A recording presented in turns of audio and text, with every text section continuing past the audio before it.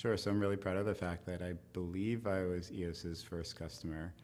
I met the founder before that and really had long days with him. So I got to know the character of the work ethic and problem solving. And when I heard that EOS was being formed, I was excited and first in line. And I haven't looked back since.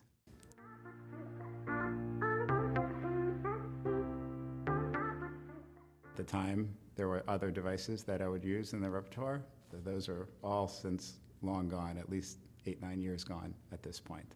I don't make any recommendations for any other devices. If a client wants to use another device, I don't work with the client.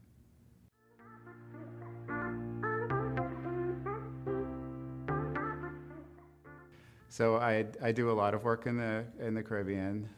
The first client I had down there was Barbuda Ocean Club. It's a project from a company called Discovery Land Management, which has about 40, 50 super high-end residential private golf club communities around the world. They tend to be in really exotic places, sometimes run-of-the-mill places, but they always take on the culture or the historical culture of the area.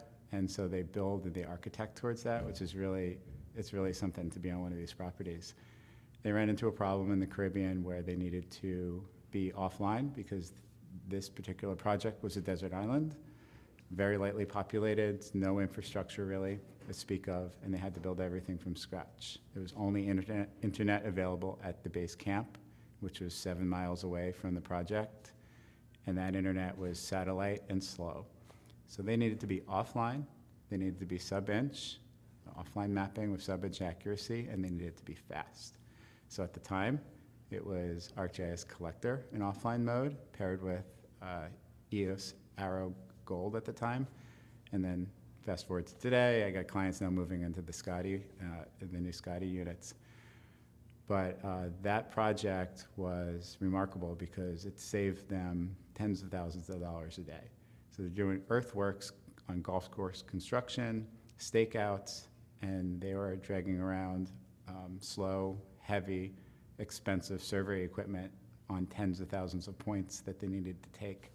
And so to be able to introduce the EOS technology and have laborers doing survey accuracy, not survey work, but survey accuracy work on things like earthworks and stakeouts that did not need the surveyor there.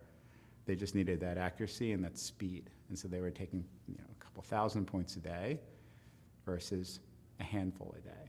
And the accuracy, it's funny on this project, we have 3D scanners and all sorts of really high-end equipment from the surveying side that we can go and do things with the EOS equipment and get laughed at by the surveyors until we compare notes. And it's exactly the same. So it's pretty neat to see that kind of thing going.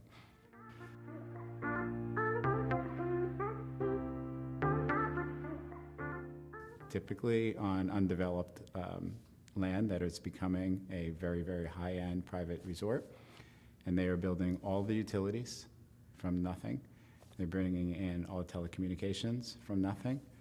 And so it's a harsh environment, and high accuracy is needed, and speed is needed, and reliability is needed, which is why I always use EOS in those projects.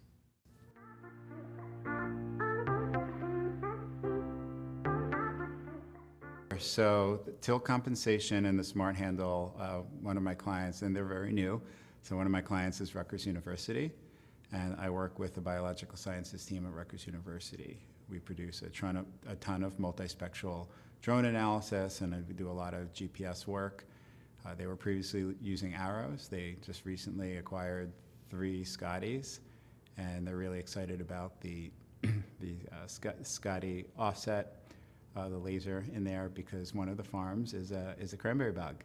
And there's lots of ditches and mud and muck that they don't want to walk through. And so to be able to just hold it up and shoot that offset really quickly, saves someone having to put on the waders, basically. So that's one immediate benefit on that. Tilt compensation is great to be able to just get onto those building corners and outside the overhangs. The ironic thing about tilt compensation with EOS, and this is not a criticism, this is a compliment, is that EOS is so good at maintaining connectivity that if you put it next to a building, it often doesn't even lose its satellite. So it can be flushed up against the wall of a building, and 9 times out of 10, it's fine. It maintains RTK. But if you really want to make sure that you're getting that below a centimeter, just tilt it out a little bit, gain a couple more satellites, drop that root mean square error down a little bit, depending on what your requirements are. It can be really helpful. So, those two features were a long time coming. I was very excited about it from the first whispers I heard about it a couple of years. So I'm really excited to see those finally come to fruition.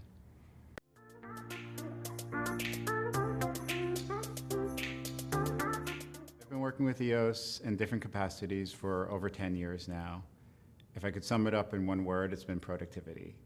So I've been working 25 years in the geospatial space. I worked with plenty of devices before Eos was around, and that's really night and day. And it's all been all about productivity. So when we can go from dozens of points a day to thousands a day, that worker productivity is amazing. And as for running my own company, to be able to have the client be self-sufficient and not have to rely on a outside consultant to do the work for them.